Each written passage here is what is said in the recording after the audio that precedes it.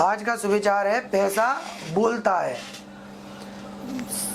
संसार में सारा संसार कहता है कि पैसा बोलता है, और भाई सभी कहते हैं तो हम भी कहते हैं कि पैसा बोलता है। ठीक है, यदि पैसा बोलता है तो मृत शरीर में प्राण डालकर दिखाए। यदि पैसा बोलता है तो मृत शरीर में प्राण डालकर दिखा दे। यदि पैसा बोलता है तो शरीर में कोई रोग ना आने पावे।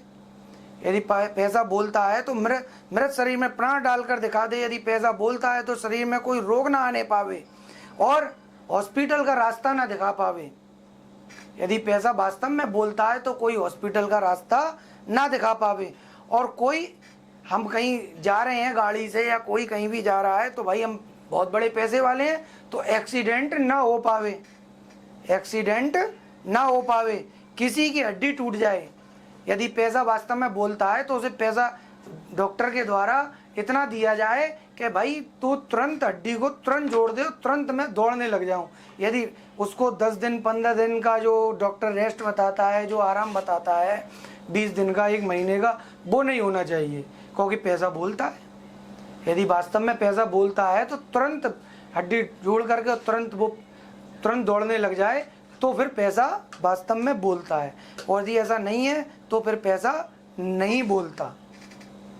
तो क्योंकि हम तो पैसे वाले हैं, हम पैसे से सब खरीद सकते हैं।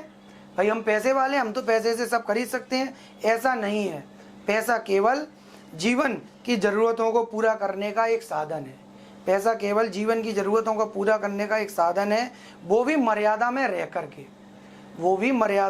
रहकर। यदि आपने मर्यादा पार करी तो आप जिस पैसे को रात दिन कमाने में गंवा रहे हो, यदि आपने मर्यादा पार करी तो जिस पैसे को आप रात दिन कमाने में गंवा रहे हो, यही पैसा ही तुम्हें दुर्गति की तरफ ले जाएगा।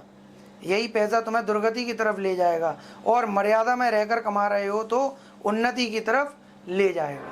यदि मर्यादा में रहकर कमा रहे हो तो यही पैसा तुम्हें उन्नति की तरफ ले जाएगा। भली से थोड़ा थोड़ा करके आएगा, लेकिन उन्नति की तरफ ले जाएगा। क्योंकि धन की गति 3 होती हैं, दान, भोग और नाश।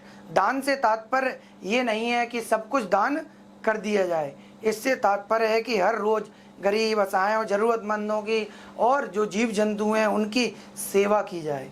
और स्वयं खुद से करने से मन में शांति मिलती है, लेकिन जो भी किया जाए अपने वित्त के अनुसार ही किया जाए।